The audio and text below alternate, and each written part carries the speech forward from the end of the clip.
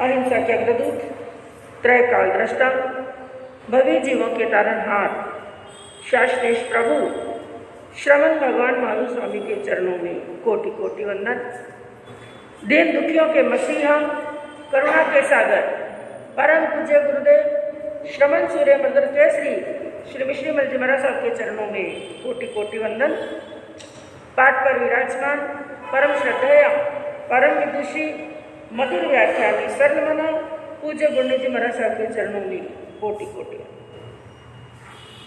धर्म प्रेमी बंधुओं, शीलवती माताएं बहनों, आपके सामने वर्णन चल रहा है श्रीमद् उत्तरायण सूत्र के 5वें अध्याय का, जिसके अंदर आपने वर्णन श्रवण किया था सकाम मरण के बारे में, जिसके अंदर प्रभु ने फरमाया कि यह सकाम मरण ना सभी साधुओं को होता है और ना ही सभी गृहस्थों को होता है, यानी सभी श्रावकों को और सभी साधुओं को यह होने वाला नहीं है। किन साधुओं को होता है? क्योंकि साधु भी कई विषम शील वाले हैं, अलग अलग शील का पालन करने वाले हैं, कई भिक्षा से निर्वाह करने वाले हैं, लेकिन ये जितने भी हैं सब बाह्य शील हैं। जब तक भीतर का साधुत्व नहीं आता है, उनका आचार और विचार शुद्ध नहीं होते हैं, तब तक ऐसे साधुओं को और बिना शुद्धता का आचार पालन किए श्रावकों को भी सकाम मरण होने वाला नहीं है। कुल मिलाकर के चाहे श्रावक है, जो चाहे साधु है, जो निरअतिचार व्रतों और महाव्रतों का पालन करते हैं, सुंदर व्रतों का पालन करते हैं, ऐसे साधु और श्रावकों को ये सकाम मरण की प्राप्ति होती है। अब अगली गाथा के अंदर एक जो सच्चा श्रावक है उसके लक्षण क्या होते हैं, उसकी प्रकृति क्या होती है, जिसके बारे में क्या बताया गया। अगारी समाई अंगाणी सटी कायणे फसई कोसम दुहा पक्खम एगरायम नावई। सबसे पहली बात कही सड्डी, यानी श्रावक वो होता है जो श्रद्धावान होता है। क्या होता है?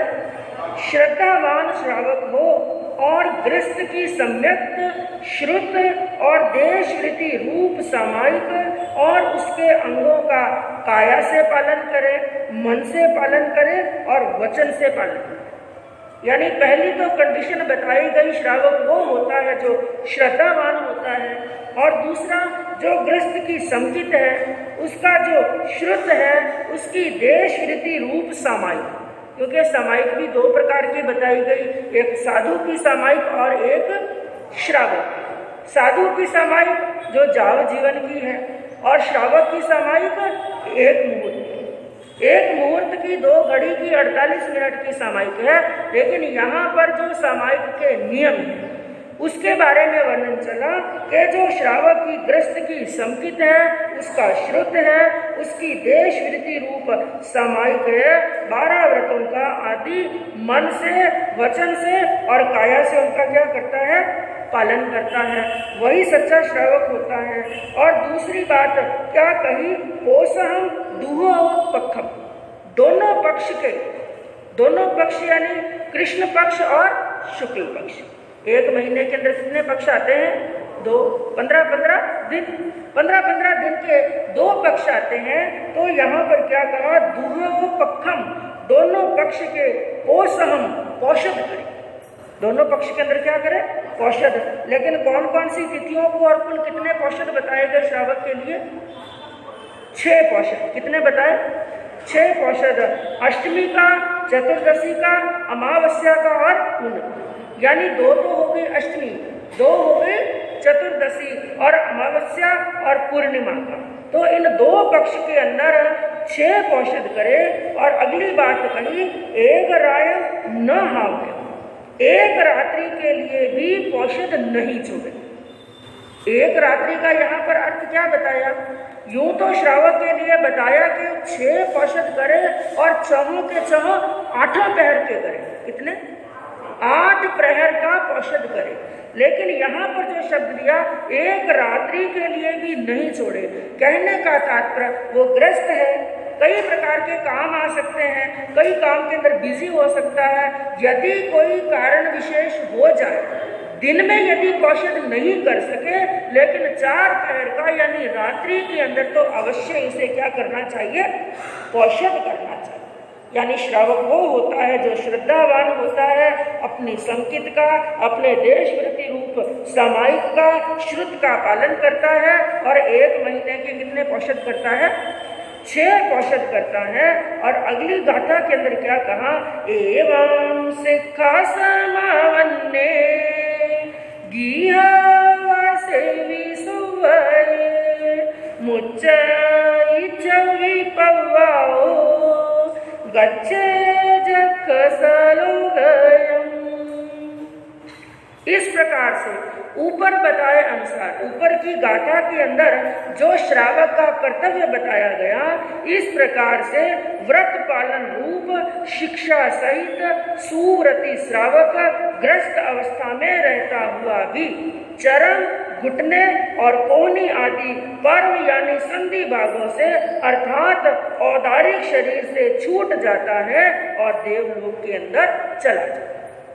यहाँ पर बताया गया कि जो ऊपर जो नियम उपनियम बताए, उन नियमों का पालन करता हुआ, 12 व्रतों का पालन करता हुआ, त्याग और तपस्या करता हुआ वो गृहस्थ, वो एक श्रावक गृहस्थ अवस्था के अंदर थी, यानी उसने घरबार का त्याग नहीं किया, साधु नहीं बना, वेश नहीं बदला, उसने संसार को यानी संसार के अंदर ग्रस्त अवस्था के अंदर रहता हुआ भी यदि अपनी साधना के अंदर परिपक्व है तो अंतिम समय के अंदर इस औदारिक शरीर को छोड़कर यानी मृत्यु के बाद में औदारिक शरीर को छोड़कर के जीव कहाँ पर चला जाता है, देव गति के अंदर चला जाता है।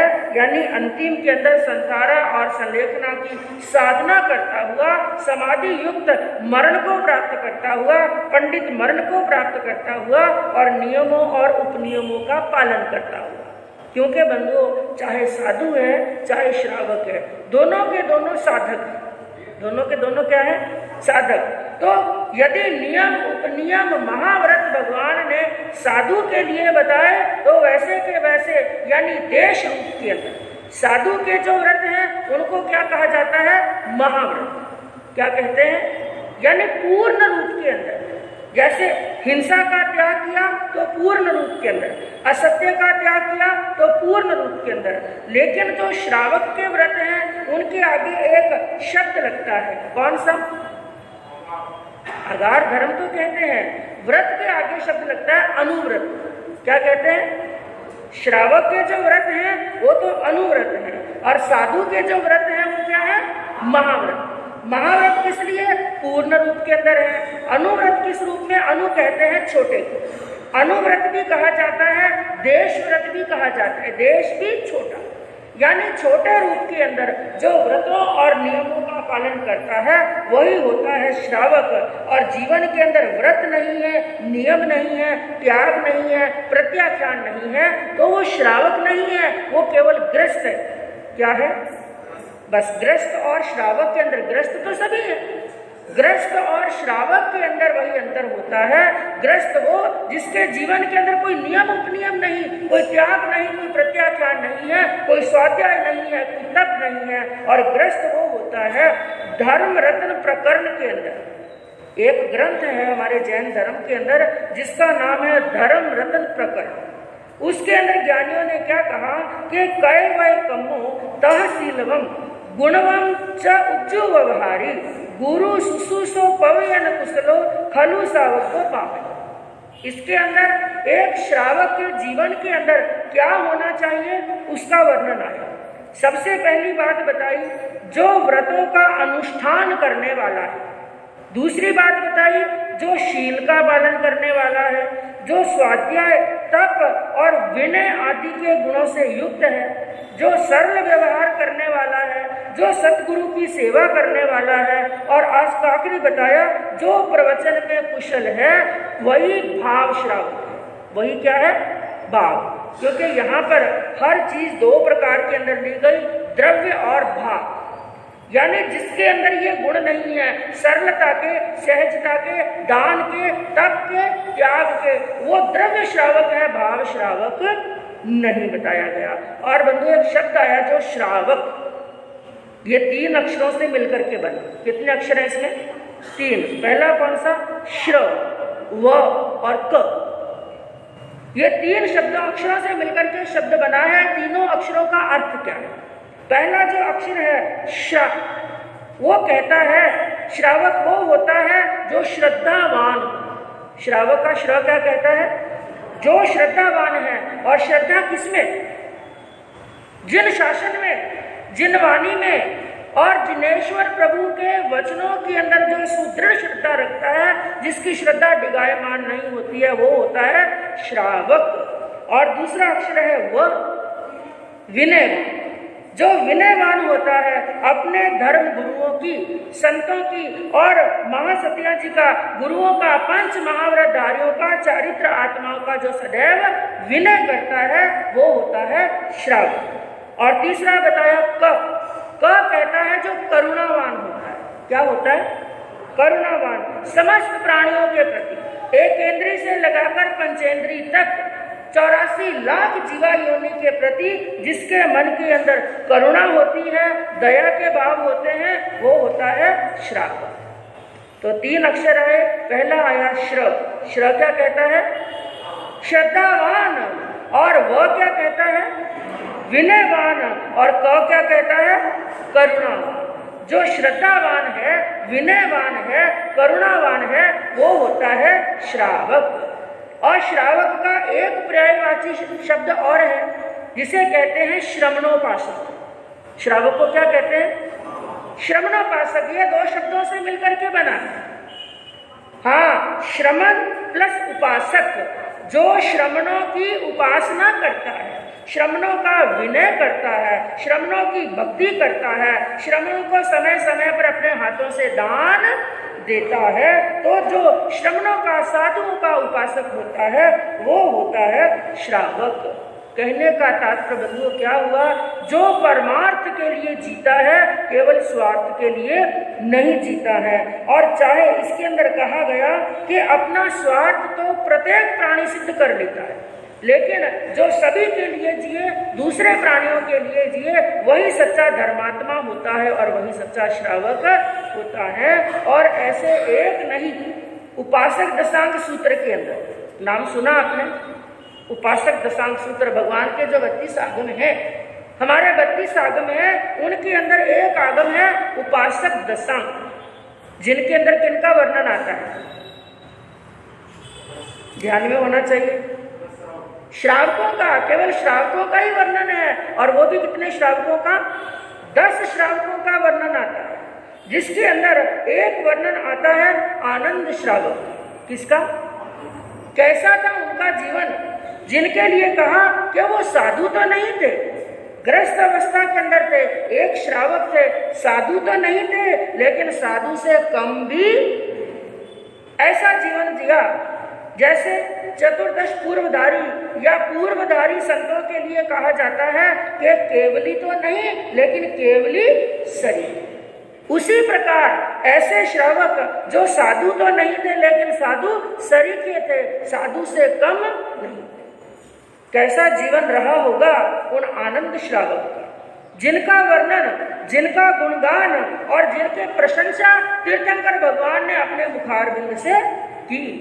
कैसे कैसे हुए श्रावक, और आनंद श्रावक का वर्णन करते हुए, उनकी प्रशंसा करते हुए उस अध्ययन के अंदर आनंद श्रावक के लिए भगवान ने एक नहीं 4 उपमाएं लगा करके उपमित किया कि कैसा था आनंद श्रावक का जीवन, कैसे वो दूसरों के लिए जीते थे, कैसे वो परमार्थ के लिए जीते थे। जिसमें सबसे पहली उपमा, जिसे कहते हैं विशेषता, सबसे पहली उपमा आनंद श्रावक के लिए लगाई आधारभूत। ध्यान से सुनना बंधुओं, ये आप लोगों के बारे में ही है, ये वर्णन किसका चल रहा है, हाँ, श्रावकों का। और आप क्या हैं, श्रावक। कैसा होता है एक श्रावक, क्या क्या गुण होने चाहिए एक श्रावक के अंदर। सबसे पहली उपमा कौन सी लगाई, आधारभूत। आधारभूत का अर्थ क्या हुआ, वो सभी के लिए आधार थे, बेस थे। एक मकान बनाते हैं, एक मकान बनाने से मकान बनाने में सबसे पहले क्या लगाई जाती है, नींव, बस वही आधार। एक वृक्ष का भी आधार होता है, मकान का भी, हर चीज का क्या होता है, आधार। और यदि आधार मजबूत हो तो वो चीज क्या रहती है, लंबे समय तक टिकती।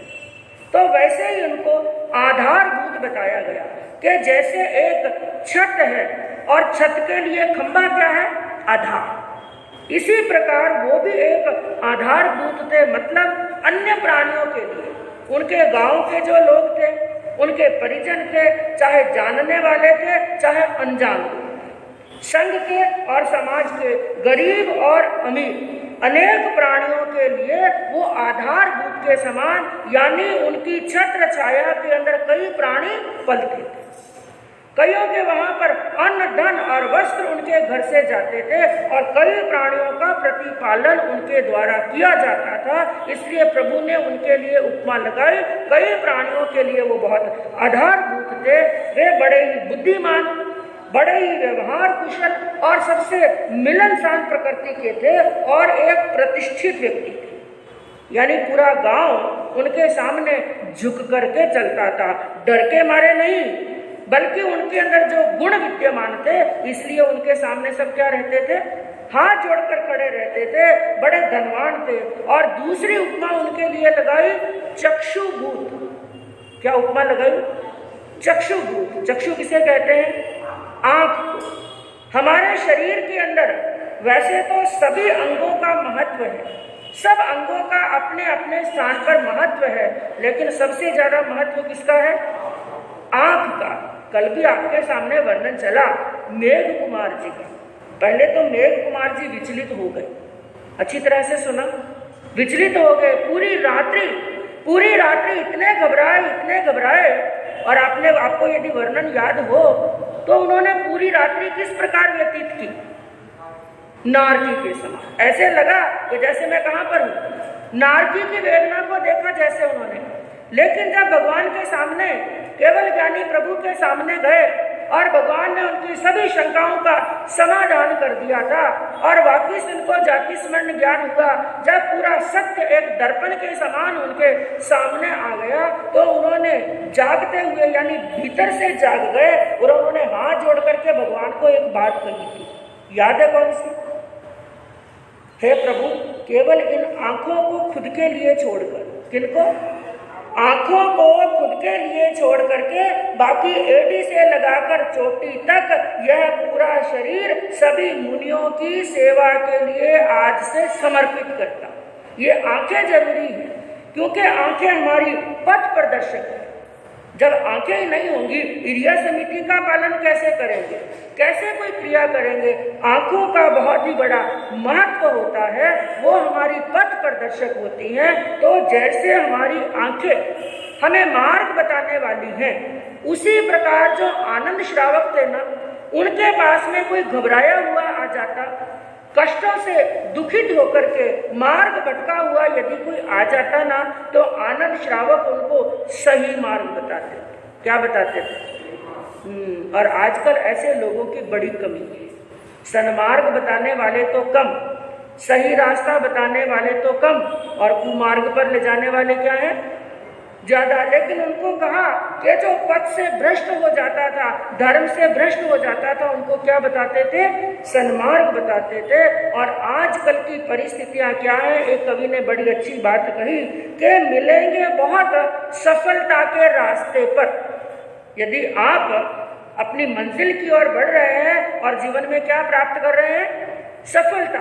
सफलता पर सफलता प्राप्त कर रहे हैं, तो पीछे से टांग खींचने वाले आगे बढ़ने देना नहीं चाहते। तो क्या कहा कि मिलेंगे बहुत सफलता के रास्ते पर तुम्हें ताना मारने वाले, मिलेंगे बहुत सफलता के रास्ते पर तुम्हें ताना मारने वाले, कुछ ही लोग होंगे तुम्हें सही राह बताने वाले। लाखों में एक दो ही होते हैं जो हमें क्या बताते हैं? सही राह। जैसे हमारे माता पिता हैं, हमारे गुरु हैं, वही क्या बताएंगे? सही राह बताएंगे। बाकी ज्यादातर दुनिया गलत मार्ग पर चलाने के लिए तैयार है। तो आनंद श्रावक के लिए उपमा लगाई प्रभु ने चक्षुभूत। जैसे आंखें पथ प्रदर्शक होती हैं, वैसे सभी के लिए वो क्या थे? पथ प्रदर्शक थे। और तीसरी उपमा लगाई मेढीभूत। क्या लगाई? मेढीभूत। समझ में नहीं आया, समझा। मेढीभूत, मेढी किसे कहते हैं? मेढी कहते हैं जब खेतों के अंदर फसलें पक जाती हैं। अब आजकल तो क्या है? मशीनें हैं, ज्यादातर काम किससे होता है?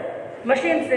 अब यदि धान निकालना है, घास फूस अलग करना है, वेस्ट पदार्थ अलग करना है और धान अलग करना है, तो सब काम कौन कर लेते हैं? मशीनों से हो जाता है। लेकिन पुराने जमाने में ये मशीनों के साधन नहीं थे। तो जब फसल पक जाती, फसल को काट काट करके किसान लोग अब उसको धान को अलग करने के लिए, वेस्ट पदार्थ को अलग करने के लिए उस फसल को काट करके खलिहान में लाकर डाल देते थे। खलिहान में लाकर डाल देते। अब वहां पर उस फसल के ऊपर बैलों को घुमाते। किसको घुमाते? बैलों के पांव से जब वो एक प्रकार से पूरा जम जाता था और बैल घूमते रहते, इतना जोरदार घूमते कि वहां पर घास फूस अलग हो जाता, वेस्ट पदार्थ अलग हो जाता और दाने क्या हो जाते? अलग हो जाते। लेकिन बंधु, उस फसल पर, जो कटी हुई फसल है, उस पर बैलों को चलने के लिए आधार चाहिए। क्या चाहिए? आधार। यानी बीचों बीच एक लकड़ी का या कोई पत्थर का एक ऐसी मेटी यानी एक सहारा बीच में गाड़ दिया जाता था, उस पर रस्सियां बांध दी जाती थी, उसके सहारे बैल क्या थे? घूमते रहते थे। तो जो बीच में सहारे के लिए गाड़ा हुआ है, रस्सी बांधने के लिए गाड़ा हुआ है, जिनके सहारे बैल चल रहे हैं, उसको क्या बोलते हैं? मेढी। क्या बोलते हैं? मेढी। तो उस मेढी के समान, जैसे उसके बिना बैल नहीं चल सकते हैं, वो बैलों के चलने के लिए सहारा है। और बैल चलते हैं तो उनको धान प्राप्त होता है। किसान को क्या प्राप्त होता है? धान। तो इसी प्रकार जो उनके संग के, समाज के दीन दुखी असहाय लोग थे, उनके लिए वो मेढी के समान थे। उनके जीवन के अंदर सफलता लाने के लिए, मंजिल तक पहुंचाने के लिए उनके बहुत सहयोगी बनते थे, धर्म कार्य करने में सहयोगी बनते थे। और जैसे किसान को वहां पर धान्य प्राप्त होता है, ऐसे उनका सहारा लेकर के धर्म क्रिया करते करते करते वो मनुष्य धर्म रूपी धान को प्राप्त कर लेते थे, पुण्य रूपी धान को प्राप्त कर लेते थे। इसलिए आनंद श्रावक के लिए उपमा लगाई मेढी भूत। और चौथी चौथी उपमा लगाई अपराजय। कौन सी उपमा लगाई? अपराजय। अपराजय किसे कहते हैं? जो कभी हारता नहीं, जो कभी हारता नहीं। मैं कोई यहाँ पर आनंद श्रावक के युद्ध करने के लिए गए? वो तो किसान थे। क्या थे वो? किसान थे। वो कहीं युद्ध करने के लिए नहीं गए। उनके लिए अपराजय शब्द क्यों लगाए? क्योंकि वो ऐसे जिन शासन को मानते थे, ऐसे जिन धर्म को मानते थे, और ऐसा जिन धर्म जो 3 काल और 3 लोक में भी कभी किसी से परास्त होने वाला नहीं, जिसके अंदर कहीं पर भी राई मात्र भी असत्य ना था, ना है और ना ही कभी। क्योंकि जिनेश्वर भगवान के द्वारा बताया हुआ धर्म है जो 3 काल 3 लोक में सत्य होता है और जिसका किसी भी तर्क के द्वारा खंडन नहीं किया जा सकता। भगवान की वाणी ऐसी है, यदि किसी भी कोई तर्क लगाए, वितर्क लगाए, कुतर्क लगाए और भगवान की वाणी का खंडन करना चाहे, असत्य ढूंढना चाहे, भगवान की वाणी के अंदर कहीं पर भी असत्य नहीं। तो ऐसे जिन धर्म के ऊपर वो ऐसी मिथ्या धारणाओं को त्याग करके सत्य धर्म को जानते थे, इसलिए उनको कोई भी परास्त नहीं कर सकता। तो कितनी उपमाएं लगाई? 4। बताएंगे कौन कौन सी? पहली कौन सी है? आधारभूत, और दूसरी चक्षुभूत, और तीसरी मेढीभूत, और चौथी अपराजय। ऐसे वो श्रावक के और बंधुओं संक्षिप्त के अंदर बताऊं, जैसे अभी बताया अपराजय, कभी हारने वाले नहीं। ऐसा ही उनके जीवन के अंदर अंतिम समय के अंदर किस्सा हुआ और उनका जीवन 12 करोड़ की संपत्ति उनके पास में थी। कितनी संपत्ति? और 4 गोकुल थे उनके पास में। गोकुल के अंदर, एक गोकुल के अंदर आपने वर्णन यदि पढ़ा हो तो कितनी गायें होती है? 10,000। कितनी गाय? हाँ, तो इसका मतलब कितनी गायें थी उनके पास में? 40,000 गायों का रक्षण करने वाले, पालन करने वाले, और 12 करोड़ की संपत्ति थी। और जिस समय उन्होंने भगवान की वाणी सुनी, 12 व्रतों को अंगीकार किया और उन्होंने 12 करोड़ की सीमा कर ली, निश्चित कर लिया, इससे ज्यादा संपत्ति मुझे मेरे नाम पर नहीं रखनी है। और 12 करोड़ को भी उन्होंने बांट लिया। 4 करोड़ का स्वर्ण उनके खजाने के अंदर था, 4 करोड़ उन्होंने व्यापार के अंदर लगाया और 4 करोड़ की घर बिक्री। घर के अंदर जो भी सामग्री थी और नौकर चाकर थे और गाय भैंस जो भी पशुधन उनके पास में था वो 4 करोड़ की। कुल संपत्ति कितनी थी? 12 करोड़ की संपत्ति थी। और एक बार का प्रसंग हुआ, रात्रि का समय, और रात्रि के समय के अंदर उनको एक विचार आया, बहुत देख लिया मैंने संसार के अंदर, सब कुछ देख लिया, अब कुछ देखना बाकी नहीं है, संसार के अंदर कुछ भी नहीं, मुझे अपनी आत्मा का कल्याण करना चाहिए। और क्या करना? अब ये सब जितना भी प्रपंच है, यूं तो जिंदगी भर करते रहो, ये प्रपंच कभी समाप्त होने वाले। संसार के काम कभी समाप्त नहीं होते हैं। काम तो समाप्त नहीं होते हैं, बल्कि इंसान खुद क्या हो जाता है। परसों गुरनी मैया ने एक भजन गाया था, बहुत जोरदार लगा। इंसान सोचता है प्रभु का भजन करूं, भजन करूं, भजन भजन के लिए तरसता रह गए। वो क्या सोचता है? बस ये काम पूरा हो जाए फिर समाई करेंगे, ये काम पूरा हो जाए प्रवचन में जाएंगे, ये काम पूरा हो जाए माला फेरेंगे। लेकिन ना काम पूरे हुए, ना भगवान के नाम का सिमरन कर सके। और काम करते करते कितने साल व्यतीत हो गए। किसी के 20 साल निकले, किसी के 50 साल निकले, किसी के 70 साल निकले, और कई तो मसान में जाने की तैयारी कर रखी है, लेकिन अभी तक काम पूरे हुए नहीं है। और काम पूरे नहीं हुए और इंसान क्या हो गया? पूरा। और ऐसा कितने बार पूरे हुए? अनंत बार पूरे हो गए, लेकिन काम पूरे नहीं हुए।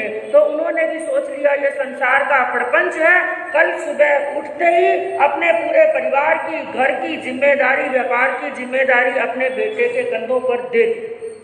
आपके मन में कभी आया ऐसा विचार? जो बड़ी उम्र वाले उनसे पूछते हैं, कभी ऐसा विचार आया कि मैंने बेटों की शादी कर दी, बेटियों की शादी कर दी, मायरा कर दिया, मुकलावा कर दिया, सब काम मेरे जितने जिम्मेदारी थी मैंने कर दी, अब बिजनेस व्यापार का भार किस पर दे दूं? बेटों के कंधे पर दे दूं और बैठा बैठा क्या करूं? विचार आया ऐसा? आया। एक सिर तो हिला, अच्छी बात। बड़ी अच्छी बात आया, लेकिन विचार आया, हाँ विचार आया तो उसको क्या कर लेना चाहिए, वैसा ही रूप भी दे देना चाहिए। उनके मन में ऐसा विचार आया और सुबह उठे और इस कार्य को कार्यान्वित किया। सभी रिश्तेदारों के अंदर समाचार भेज दिए, एक बार भोज करूं, सबके सामने ये कार्य करूं, और जिम्मन रखा, आपकी भाषा के अंदर जिम्मन रखा। सब रिश्ते नाते वाले आए, सबको भोजन कराया और के सबके सामने अपने बिजनेस व्यापार का भार अपने बेटे के कंधों पर दी। कौशलशाला के अंदर चले गए, घर के अंदर तो है लेकिन पूरे धर्म ध्यान के अंदर लग गए, आत्मा में रत। और जो श्रावक की प्रतिमाएं बताई गई है ना, कितनी प्रतिमाएं बताई श्रावक की? 11 प्रतिमाएं धारण की और उन्होंने 11 प्रतिमाओं के अंदर डूब गए, तप कर रहे हैं, त्याग कर रहे हैं, बेला तेला आदि तपस्या कर रहे हैं। करते करते ये हो गया कि उनका शरीर बिल्कुल कृष्ण हो गया, दुर्बल पतला हो गया। और अब उन्होंने विचार किया अब अंतिम समय आ गया, इसलिए संथारा सलेखना पच्छति। यही तो वर्णन चल रहा है इतने दिनों से। साधक की साधना का पता अंतिम समय के अंदर चलता है, जीवन में क्या साधना की, कैसा जीवन उसने जिया। तो आनंद श्रावक ने भी संथारा सलेखना पच्छति, संथारा चल रहा था। उसी समय की बात है, योगान योग, भगवान महावीर का पदार्पण उसी वाणिज्य ग्राम के अंदर, उसी नगरी के अंदर हुआ।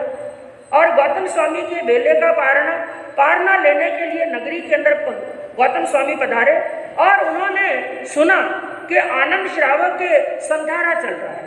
और जब कहीं समाचार मिलते हैं कि श्रावक के संथारा चल रहा है तो श्रावक लोग भी जाते हैं दर्शन करने के लिए और साधु संत जाते हैं दर्शन देने के लिए, मंगलिक सुनाने के लिए। तो गौतम स्वामी भी वहां पर पधारे और सामने जाकर खड़े हुए, सामने संस्कारक बिछा हुआ था आनंद श्रावक का, लेकिन इतना शरीर कमजोर हो चुका था कि गौतम स्वामी को देख करके भी अपने संस्कारक से उठ नहीं सकते थे। इसलिए हाथ जोड़ करके प्रार्थना की, भगवान थोड़ी कृपा और कीजिए, थोड़ा नजदीक आ जाइए ताकि मैं वंदना कर सकूं। वंदना कर ली, गौतम स्वामी पास आए, वंदना की और हाथ जोड़ करके एक प्रश्न पूछा, भगवान मेरी एक जिज्ञासा है, आप मुझे ये बताएं क्या एक श्रावक को भी अवधि ज्ञान हो सकता है? क्या प्रश्न पूछा? श्रावक को भी अवधि ज्ञान हो सकता है? गौतम स्वामी ने कहा हाँ क्यों नहीं, हो सकता है। तो उन्होंने कहा भगवान ऐसे ही समझिए, मुझे भी अवधि ज्ञान है और मैं अवधि ज्ञान के अंदर क्या क्या देख रहा हूँ। क्या बताया? पूर्व, पश्चिम और दक्षिण दिशा के अंदर 500 योजन तक लवण समुद्र को देख रहा हूँ और उत्तर दिशा के अंदर चूल, हिमंत, वर्षधर पर्वत तक का क्षेत्र में देख रहा हूँ और ऊर्ध्व दिशा के अंदर यानी ऊपर की दिशा के अंदर सौधर्म कल्प प्रथम देवलोक का क्षेत्र देख रहा हूँ। अधोलोक यानी नीचे के लोक के अंदर लोलाचित नाम के नारकी तक मैं देख रहा हूँ। ऐसी बात सुनी तो गौतम स्वामी ने क्या कहा, आनंद अवधि ज्ञान तो हो सकता है लेकिन तुम जो बात कह रहे हो इतना अवधि ज्ञान श्रावक को नहीं हो सकता, इसलिए तुम आलोचना करो, मिच्छामि दुक्कडम दो, प्रायश्चित लो। उन्होंने हाथ जोड़ करके फिर एक प्रश्न पूछा, भगवान क्या जन शासन के अंदर सत्य बात कहने के लिए भी प्रायश्चित लेना पड़ता है, मिच्छामि दुक्कडम देना पड़ता है? गौतम स्वामी ने कहा नहीं, ऐसी बात तो नहीं, सत्य कहने पर नहीं लेना। तो फिर ऐसा कीजिए भगवान आप मिच्छामि दुक्कडम दीजिए, आप आलोचना कीजिए। गौतम स्वामी कंफ्यूज हो गए, ये बात क्या है। उस समय तो गोचरी पानी लेकर के, मंगलिक देकर के वहां से पधार गए और भगवान की शरण में पहुंचे। जो वहां पर किस्सा हुआ पूरी बात कह दी। आनंद ऐसी बात कह रहे हैं, मैंने आलोचना करने को कहा, उन्होंने ये बात कही। भगवान ने कहा गौतम जो आनंद श्रावक कह रहे हैं बिल्कुल सत्य कह रहे हैं, उनको इतना अवधि ज्ञान हुआ है, इसलिए गलती किसने की है? गलती आपने की है। इसलिए आप अभी के अभी जाइए और आनंद श्रावक से जाकर के क्षमा याचना कीजिए। आलोचना आपको करनी है, क्षमा याचना आपको करनी है, क्योंकि आपने एक श्रावक की अशातना की। एक श्रावक की क्या है? अशातना की है। और इधर देखिए, इधर तो ज्ञानी प्रभु ने सभी शंका का समाधान किया और इधर विनयवान शिष्य गुरु गौतम जो 14 पूर्वों के धारी हैं, वो ये भी कह सकते थे कि भगवान मेरे पारना है, पहले मैं क्या कर लूँ, गोचरी क्या हो जाएगी, ठंडी हो जाएगी, पहले क्या कर लूँ, पारना नहीं। भगवान ने फरमाया अभी जाओ। उसी समय पात्र एक स्थान पर रखे, भगवान को वंदना की और सीधे कहाँ पर पहुंचे? कितने हलुकर्मी थे, कितने सर्व स्वभावी थे। हाथों हाथ श्रावक जी के वहां पर पहुंचे और वहां पर जाकर आनंद श्रावक से उन्होंने क्या की, क्षमा याचना की। तो कहने का तात्पर्य बंधु ये है, इतने इतने ज्ञानी श्रावक, इतने इतने ज्ञानी पहुंचे हुए वो श्रावक, जितना इतना अवधि ज्ञान जिनको हो गया। और ऐसी आत्माएं होती हैं, उत्तराध्यान सूत्र क्या कहता है, ऐसे व्रतों को धारण करने वाले कहाँ जाते हैं, देवलोक के अंदर जाते हैं। अब बंधुओं, इस उत्तराध्यान सूत्र के अंदर सकाम मरण का वर्णन आगे और किस प्रकार से चलता है, कल सुनने से मालूम पड़ेगा। इसी भावना के साथ में हम